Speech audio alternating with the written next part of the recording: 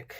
Welcome back to TransGuyReacts. My name is Nick. I make videos about women's basketball, collegiate or professional.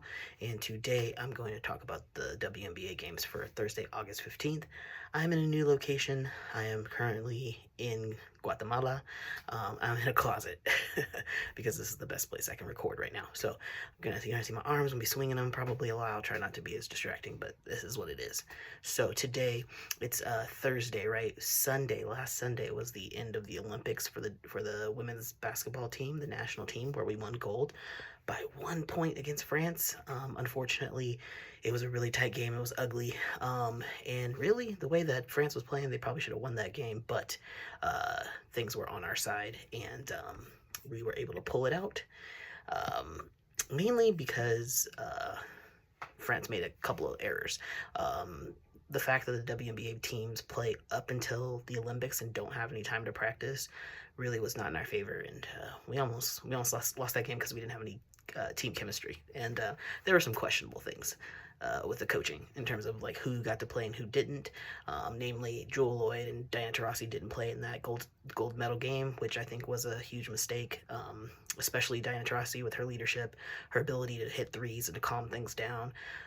Just kind of stupid. But anyway, it's not mine. I'm not in charge of that. We won the gold, so it doesn't really matter. I do want to talk about, before I get into the games, I do want to talk about some news. Dearica Hamby of the Los Angeles Sparks is suing the Las Vegas Aces in the WNBA. As people might have known, that the Las Vegas Aces were under investigation last year for wrongful termination of Dearica Hamby due to her being pregnant. She claims that they let her go because she was pregnant, and in the process, they offered her things outside of the contract, namely paying for her daughter's preschool or school tuition. And when they didn't want to renew her contract, they canceled that. And then also something about like kicking her out of like housing or something. So there's a lawsuit happening right now. Do I think that Dearica Hamby is telling the truth? Yes. Do I think there should be a lawsuit? Not really. I get it, like it's a new league. There's going to be issues around paternity things. The new CBA does protect women, but there have been so many other cases of like women being disrespected in the league and discriminated against. Skylar Diggins-Smith is to name one. Candace Parker, even like when she came back from being pregnant, she was definitely treated differently, and people kind of just thought that she wasn't going to be the best player ever. They kind of like disregarded her ability and skills after she had Layla. So I mean, it's not new. You don't want these things to happen, but the fact that she was upset with the investigation, how nothing was really done in her regards. Like Las Vegas Aces got penalized.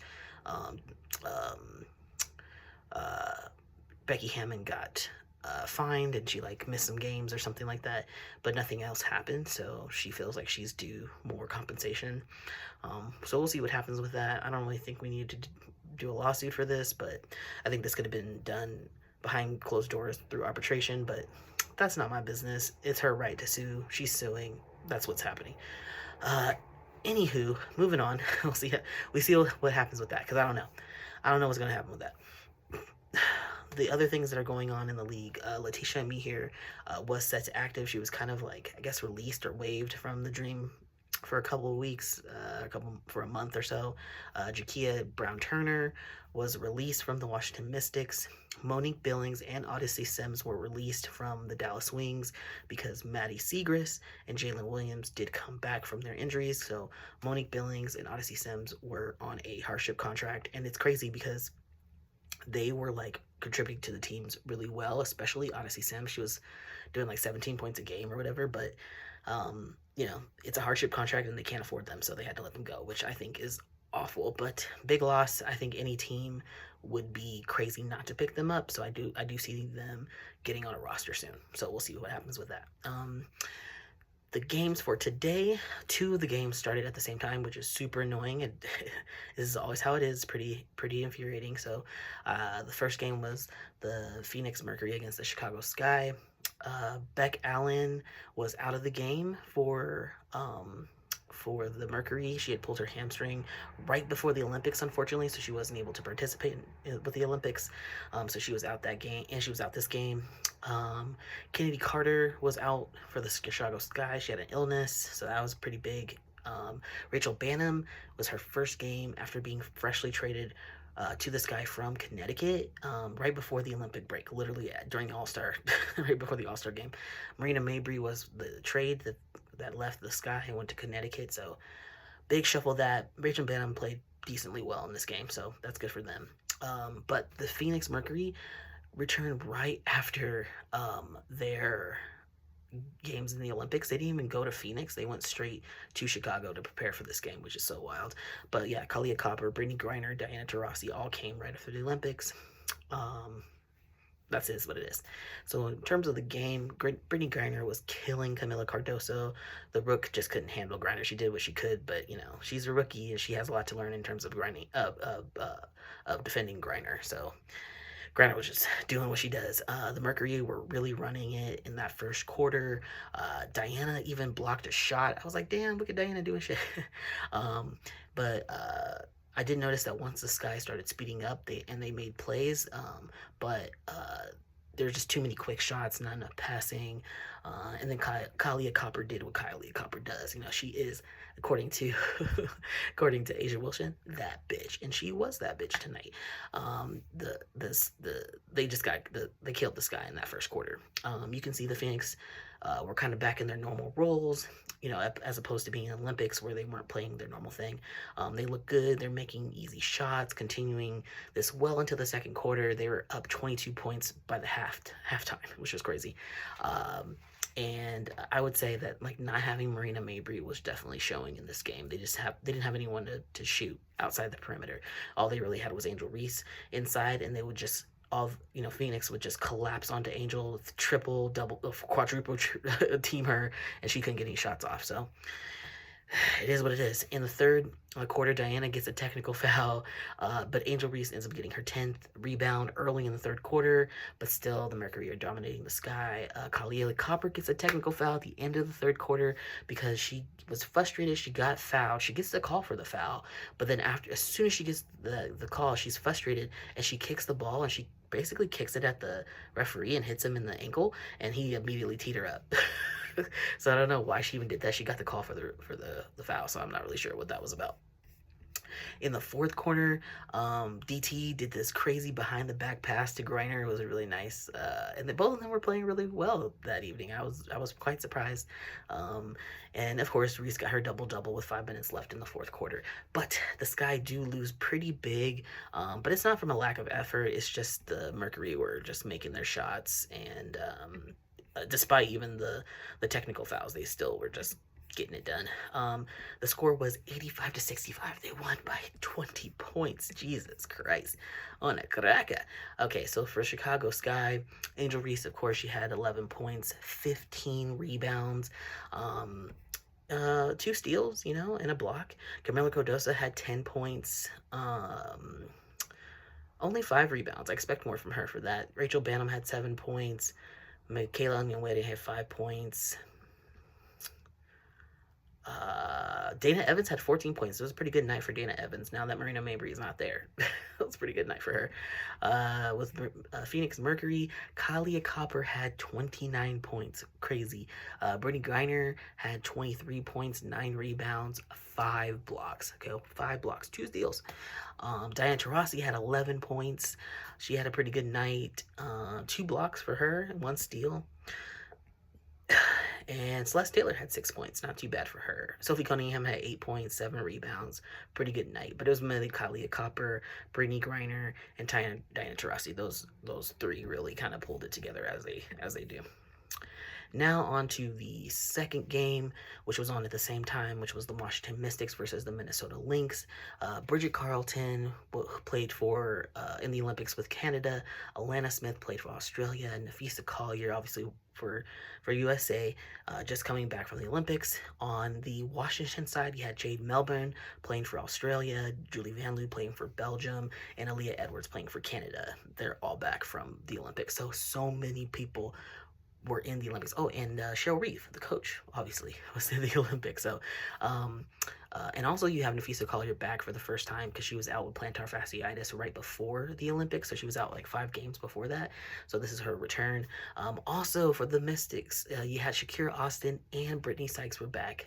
fantastic. Finally got them back in the game. They've been out pretty much the entire season. So the first quarter, actually, they played really even. They were going at it. It was a tight game. Second quarter, same thing. Really, really tight game. Shakira Austin does get a technical foul, though, because she was yelling at the refs because she was getting a lot of no calls, which I understand it's frustrating to get no calls, but you yell at the refs, they're going to tee you up.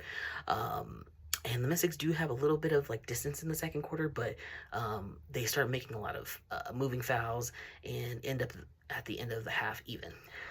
Things to note, Paige Beckers and AZ Fudd were at the game. They ended up interviewing Paige Beckers, which I bet you is so annoying. You're just like, I just want to go to the game and enjoy it, but I always got to like work when I'm at the game. So crazy. Third quarter is still a tight game. They actually at the end of the third quarter is tied 58-58. In the fourth quarter, it's still tight. It's super tight until the last 3 minutes of the game. Mystics start fucking up. The Lynx go on a run, close up that gap, and the Mixes can't put it together, they just fall apart. The Lynx end up winning this game. Things to note, the Lynx end up doing the electric slide at the end, which I think is so cringe. I hate when they do the electric slide. They do it every time they win. It really shows how old they are, their fan bases, and it's just like, it's so embarrassing to watch. I really wish they would stop doing it. Anywho, the final score was 68-79.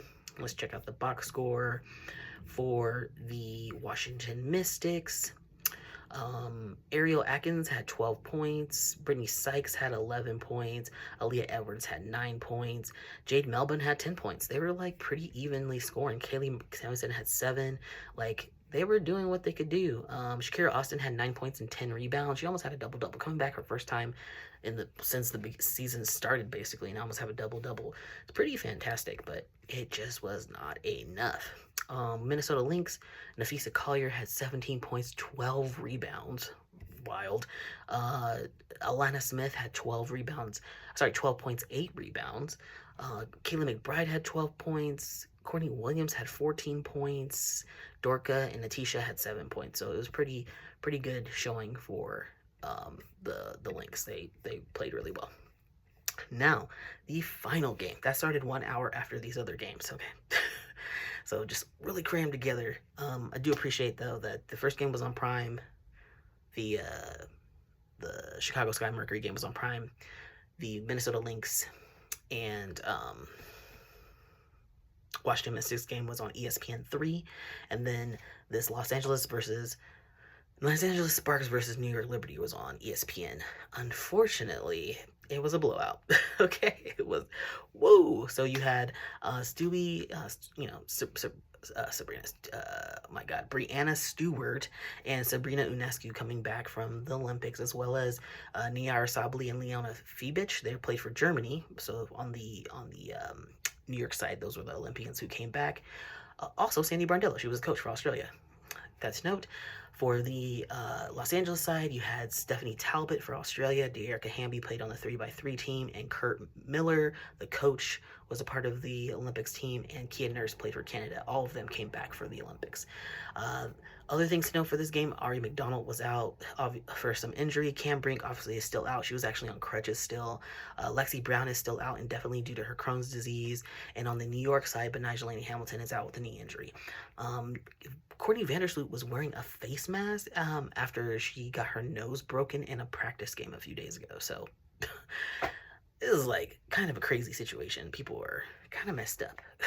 They've been working hard. So anyway, New York starts the game off dominating in the first quarter. Dominating. Sparks probably feel pretty stupid for letting Monique Billings go at this point, because I'm like, you better call her back. You better ask her to come back. You better beg and plead and give her a lot of money. But I don't know. Obviously they can hire her for a hardship contract, but I don't know if she'd want to come back after being let go like she was. So we'll see. They definitely need her. Maybe they'll ask Odyssey Sims. Who knows? New York actually had a pretty loud group behind their bench, despite it being a home game for LA. And I have to say, the arena wasn't that full. It was probably like half full. It wasn't empty. It just wasn't very full. The second quarter, Liberty continued to dominate the Aces. They even I'm actually surprised how many celebrities were at this game. Robin Thicke was there with his daughters, and Floyd Mayweather Jr. was there. Weird. Okay. During the halftime, the Liberty were up 29 points. At halftime, it was not It was not good. It was not good for the Sparks. LaChina Robinson and Andrea Carter did the halftime show. I love them. And LaChina actually was calling the games for the USA Olympic games. So she just got back from the Olympics as well. And it was pretty funny. There was a point where LaChina was throwing shade at Andrea Carter's height. They're always talking. Her and Shanae are always like picking on, and Carolyn Peck are always picking on Andrea for her height. She's 5'8.5". They always like to be like, oh, aren't you 5'6"? Aren't you whatever? They're always picking on her. It's so funny. As a short dude, I'm 5'4", 5'5" on a good day, probably not. I'm on Andrea's side, okay? Speaking of height, living in Guatemala, oh my God, I feel so comfortable because I am not the shortest man around here, okay? There are so many short men. Very, very comforting. Very, very makes me feel good about myself, okay? Anyway, Breanna Stewart was putting on a clinic. As she does, she was just hitting threes left and right. The second half of the fourth quarter, they ended up just benching the Liberty starters because it was like, what's the point? The lead was so big. It was such a deficit that they had all of the bench pretty much playing for them. Jalen Sherrod was in the game, which I love to see. So let's look at the box score for this game. Oh my God. The game ended 103-68. It was like a 35 point difference. Jesus, that's painful. Rakia Jackson played pretty well though. She had 13 points. Dearica Hamby had 14 points, 13 rebounds, double, 5 assists, 2 steals. You know, she played as well as she could, but Kia Nurse had 10 points. Crystal Dangerfield had 7. Ray Burrell had 15 points. You know, she played really well. It's just, it was not enough for New York because New York came for that ass. And Breanna Stewart had 27 points. Sabrina Ionescu had 18 points, 6 assists. Jonquil Jones had 9 points, 2 steals, 1 block. Courtney Vandersloot had 8 points. Kayla Thornton went off. She had 16 points, a block and a steal. And then some really good contributions from the rest of the team. You know, Kennedy Burke now, Resably had 6 points. Ivana Dolchik had 7 points. There were some really good contributions from everybody else. So, yeah, what can you do when New York they came back, fight on all cylinders? And I think it's because, you know, you go to the Olympics and you have to kind of play to the coach's style and how everyone's supposed to be unselfish and they just kind of contribute where they can.